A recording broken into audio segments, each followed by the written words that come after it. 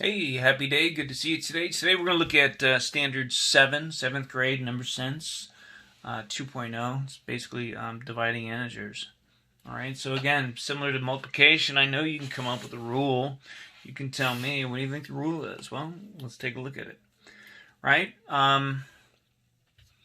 Like to relate it to something like this, possibly. What is 8 divided by 2? What is that? What's the value? What's the quotient? Don't forget we're dealing with quotients.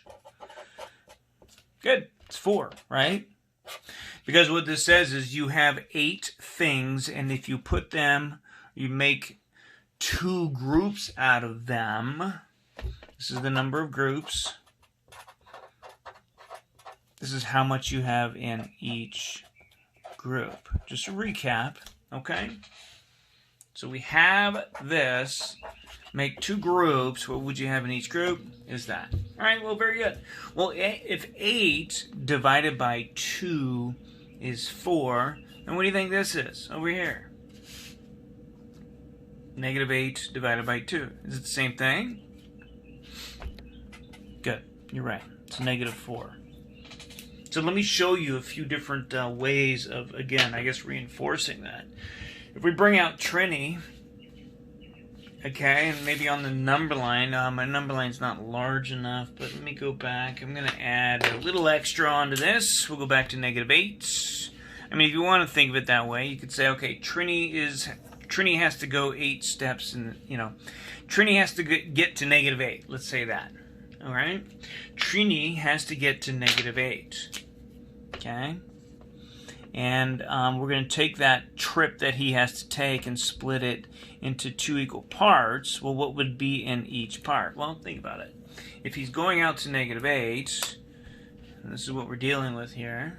So where's the 2 groups? Oh, here's one group, and here's the other. So what do we have in each group? Well, look at it. Yeah.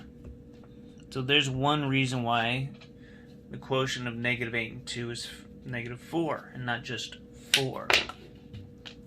Nice job. Also, if I bring out our infamous Fruit Loops, 2, 3, 5. Oh, of course, I have 7. I think no? Oh, maybe I ate one. There we go. Well, let's look at 8 negatives put into 2 groups. Let's look at another reason why it's red 4. Well, look. Here's 8 negatives. Make 2 groups out of it. There you go. There's your 2 groups. And the quotient of this would be basically telling us what's in each group. So what's in each group? Well, you count up a group, and there you go. So there you have it. There's 3 reasons why negative 8 divided by 2 is negative 4. Okay? Very good. So if we continue this reasoning, if negative 8 divided by 2 is negative 4, then what would negative 8 divided by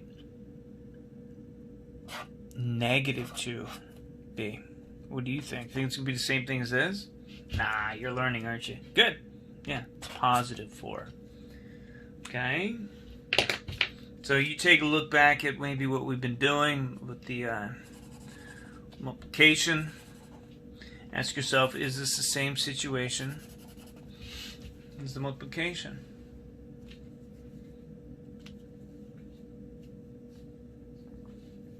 And you're right, it sure is. Very good. So here it is. Here's the rule. So here's the rule. Here's the rule. Okay. Here's the rule for integer, not integer division. Here's the rule. Another way to think about it over here is when you end up getting this, another way to think about it would be this is, well, I'll leave it at that. We have integer division. The nice thing is, look, what did we do? Oh, look, we just, yep, exact same thing, people. I'm going to start with the nice thing about integer division. First thing you do is just do the math. So it tells you what to divide. You divide it like we did here. 8 divided by negative 8 divided by 2. We did the division. Absolute value to get the number answer. And now to get the sign, exact same thing as we did for multiplication. Count the amount of negative signs. Count them up. Okay? So, like, look at this problem. Let's start with this problem. Look at this problem here.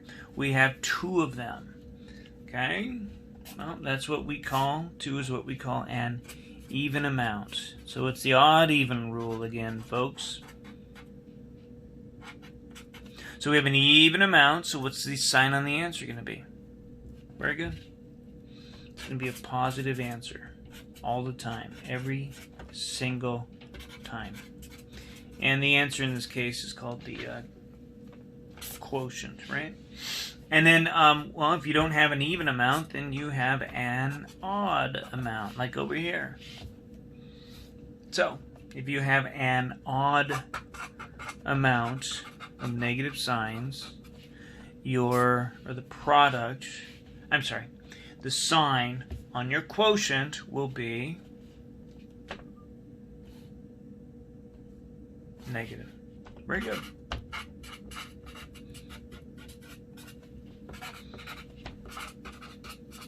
So it's actually exactly the same as multiplication. Do the math, count up the signs. As far as odd amount, 1, 3, 5, 7, on and on and on. As far as an even amount, we could even include 0, 0, 2, 4, 6, whatnot. Okay? So, let's do this. Let's say we have 24 divided by negative 2. Let's do the math. 24 divided by 2 is 12. And then I'm going to go back and look at it.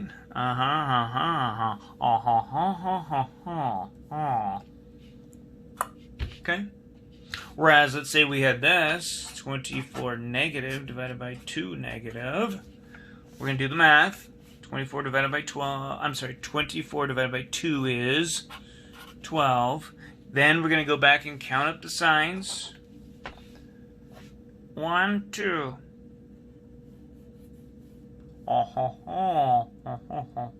Okay, so that's all there is to it. But you, I do believe, should do a little bit of practice with me.